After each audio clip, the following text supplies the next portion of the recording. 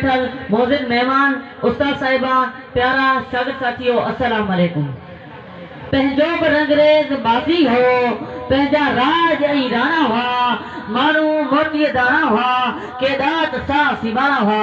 जनाब सदर मूंखे वॾी इंतहा ख़ुशी थी आहे जो अॼु हिकु घनघुरे ऐं हॾो की इंसान रईस हाजी मोहम्मद उस्मान मरी जी वरसी संदसि ख़ानदान हिन स्कूल जे हेडमास्टर उस्ताद साहिबान सां शागिर्द गॾिजी मल्हाए रहिया आहियूं। हिन दुनिया में हर रोज़ केतिरा ई इंसान ॼमनि ऐं मरनि था। उन्हनि मां के इंसान आहिनि जेके कुझु सोचींदा आहिनि ही काइनात जो सारो मांडा उनमें कथियल वहशत जूं बेपना फ़ोटूं उन्हनि जी मौजूदगी में असीं कुझु बि नथा करे सघूं। हाजी मोहम्मद उस्मान मरी जा थोरा लाहे नथा सघूं। हाजी मोहम्मद उस्मान मरी जा थोरा लाहे नथा सघूं यार लाहे त सघूं था।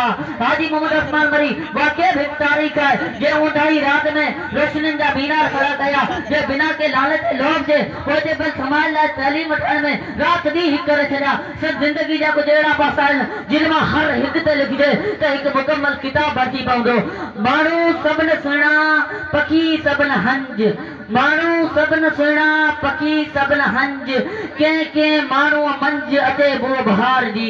जनाब सदर हाजी मोहम्मद उस्मान 1905 ईस्वी खां ॻोठ भिटवाइट में हाई स्कूल मंज़ूर करायो। उहो अॼु बि असां वटि मौजूदु आहे। उनमें ख़ासि करे थर जा ग़रीब शख़्स पढ़िया ऐं उहे वॾनि नौकरनि ते फ़ाइज़ थिया। हिन इदारे जो नालो रोशन कयाऊं।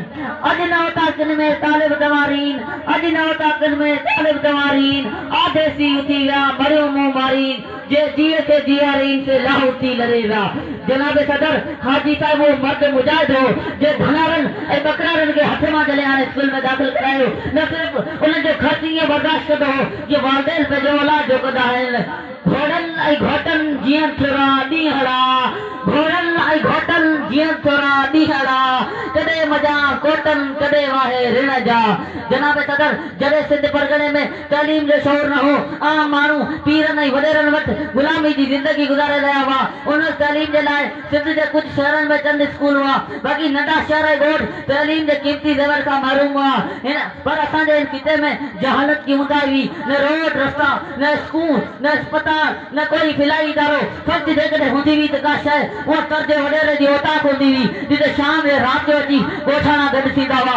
वेचारो वॾेरो माण्हुनि खे पंहिंजी ॼाण मुताबिक़ ख़बरूं ॾींदो हो। उन टीवी ऐं रेडियो खां सवाइ ॿी का मसरूफ़त न हुई।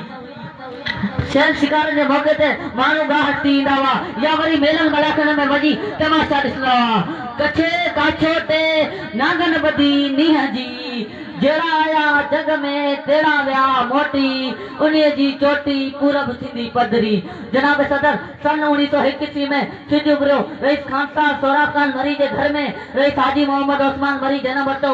हू हिकु अमीर घराणे में पैदा थियो ऐं हुन पंहिंजी रोशनी सां हिन इलाइक़े खे रोशन कयो। जनाब सदर हाजी साहिब उहो शख़्स हो जंहिं ग़रीब घराणनि ते पंहिंजो ज़ाती ख़र्च करे उन्हनि खे अला तालीम ॾियाराए पंहिंजी मंज़िल ताईं पहुचाई। के DC थी विया, के SC थी विया, के प्रोफेसर थी विया, के वकील थी विया, के जज थी विया, के लेक्चरार थी विया, के उस्ताद थी विया, के प्रिंसिपल थी विया, सभु पंहिंजे वटि थी विया। आख़िर में ही बैठ चई पंहिंजी जाइ वठनि। जॾहिं बि सावणियूं अचनि, जॾहिं बि सावणियूं अचनि, चमर अलोट थी नचनि, जॾहिं बि भिट भिट ते घाटा गजी गजी वसे, तॾहिं न ही विसार जो कॾहिं कॾहिं तसार जो ॿ चार लुड़क हार जो, ॿ चार लुड़क हार जो। शुक्रिया।